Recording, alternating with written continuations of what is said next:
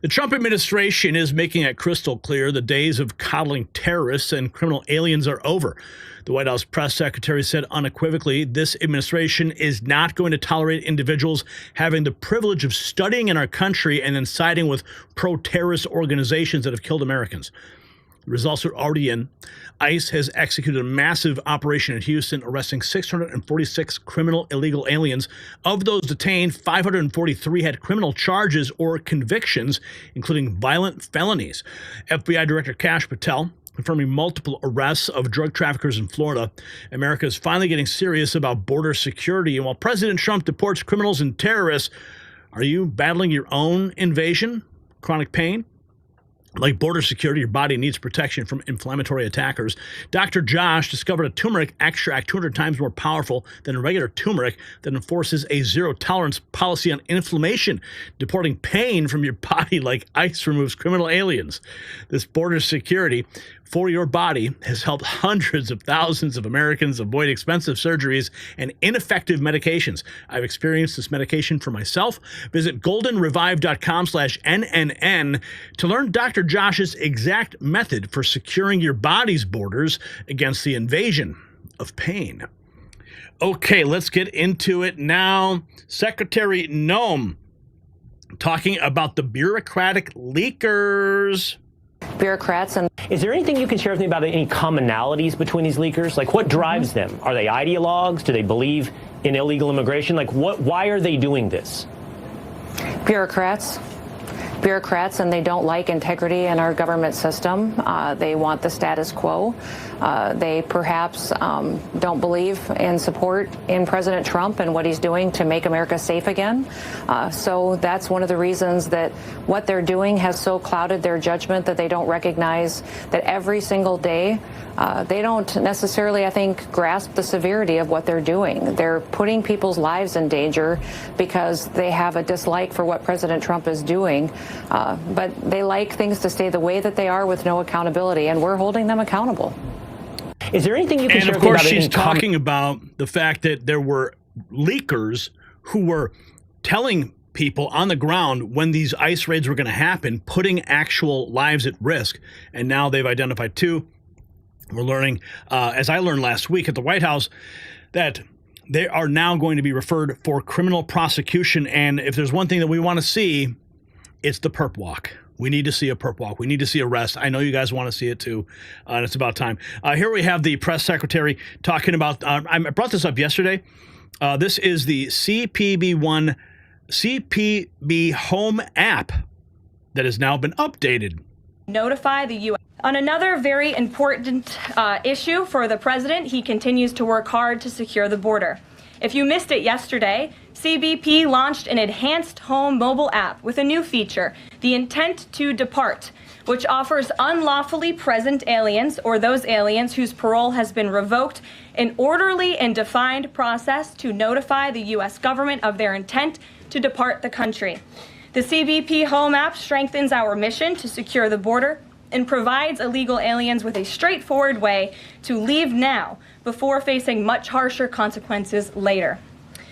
A new report from Bloomberg just found that the number of aliens trying to reach our country by traveling through the jungle to Central America dropped a whopping 99% last month. And this follows the incredible news that illegal border crossings plummeted last month as well, down 94% at our southern border from last February under the Biden administration. So now they can self-deport or present their intent to deport. We also have this from the press secretary. Under the Immigration and Nationality Act, the Secretary of State has the right to revoke a green card or a visa for individuals who serve or are adversarial to the foreign policy and national security interests of the United States of America. And Mahmoud Khalil was an individual who was given the privilege of coming to this country to study at one of our nation's finest universities and colleges. And he took advantage of that opportunity, of that privilege, by siding with terrorists, Hamas terrorists who have killed innocent men, women, and children. This is an individual who organized group protests that not only disrupted college campus classes and harassed Jewish American students and made them feel unsafe on their own college campus, but also distributed pro-Hamas propaganda, flyers with the logo of Hamas. That is what the behavior and activity that this individual engaged in. And I have those flyers on my desk. They were provided to me by the Department of Homeland Security. I thought about bringing them into this briefing room to share with all of you, but I didn't think it was worth the dignity of this room to bring that pro-Hamas propaganda. But that's what this individual distributed on the campus of Columbia University. And this administration is not going to tolerate individuals having the privilege of studying in our country and then siding with pro-terrorist organizations that have killed Americans. We have a zero tolerance policy for siding with terrorists, period. You're either with us or you're with the terrorists, right? Here we have Representative Brandon Gill correcting the claim that he called for Ilhan Omar to be deported. But would you like to see her deported? Or would you like to see her arrested for marrying her brother?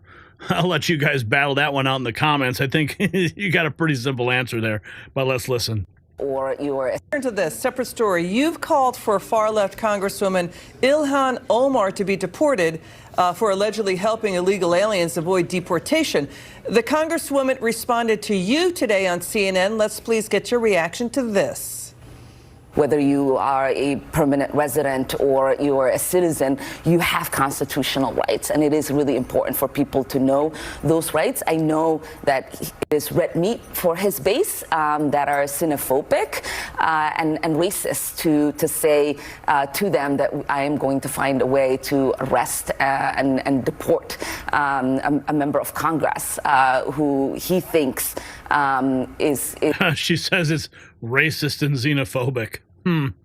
Well, if you're breaking the law, yeah, I don't know. I mean, is doing something wrong when I am doing the right thing in trying to make sure everybody that is within my constituency has the resources and the information that they need. Your reaction, sir? Well, what I said was that America would be better off if she were deported.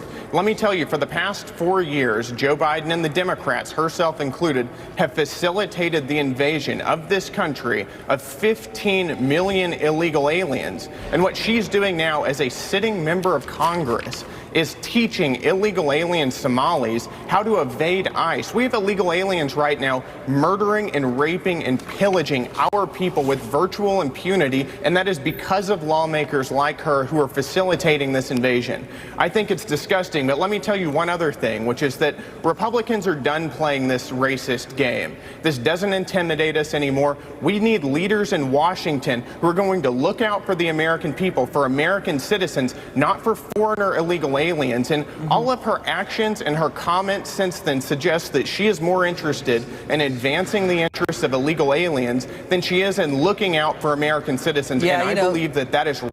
Yeah, I believe that's wrong as well. We have more ICE arrested 646 illegals in the Houston area, a week-long operation. Fox News getting posted by libs of TikTok. Huge number. ICE Houston just announced that in a single week-long operation in the Houston area, they arrested 646 illegal aliens. That is a huge number for one ICE office in one single week.